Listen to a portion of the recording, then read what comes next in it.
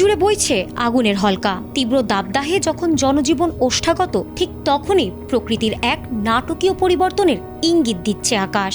আবহাওয়া গবেষকরা বলছেন, এক পশলা বৃষ্টি নয়, বরং ঢাকঢোল পিটিয়ে ধেয়ে আসছে এবছরের পঞ্চম এবং শক্তিশালী বৃষ্টিবলয় ঝুমুল।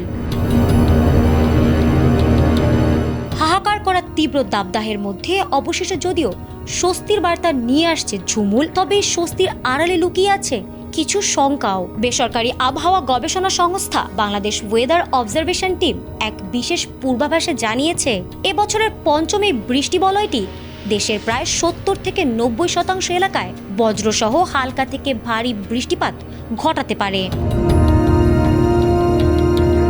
পূর্বাভাস অনুযায়ী আগামী ২৬ এপ্রিল থেকে ৭ মে পর্যন্ত ধাপে ধাপে এই বৃষ্টিবলয়ের প্রভাব থাকবে। তবে এর মূল নাটকীয়তা শুরু হবে ২৮ এপ্রিল থেকে ২ মে পর্যন্ত, যে সময়টিকে ধরা হচ্ছে সবচেয়ে সক্রিয় সময়। এছাড়া ৪ ও ৬ মে আবারও বৃষ্টির তীব্রতা বাড়ার সম্ভাবনা রয়েছে। তবে মূল বলয় আসার আগেই অর্থাৎ ২৫ এপ্রিল দেশের বিভিন্ন স্থানে বিক্ষিপ্তভাবে কালবৈশাখী ঝড় ও বজ্রবৃষ্টির মাধ্যমে আবহাওয়ার পরিবর্তনের আভাস পাওয়া যাবে।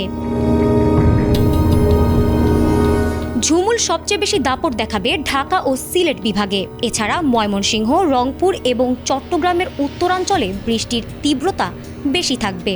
অন্যদিকে বরিশাল ও খুলনায় মাঝারি এবং রাজশাহী বিভাগে তুলনামূলক কম প্রভাব পড়ার সম্ভাবনা আছে। সবচেয়ে বড় দুশ্চিন্তার বিষয় হলো ভারতের আসাম ও মেঘালয় রাজ্যের ভারী বৃষ্টিপাত। সেখান থেকে নেমে আসা পাহাড়ি ঢলে সিলেট ও ময়মনসিংহ অঞ্চলের নিচু এলাকাগুলোতে আকস্মিক বন্যার ঝুঁকি তৈরি হতে পারে।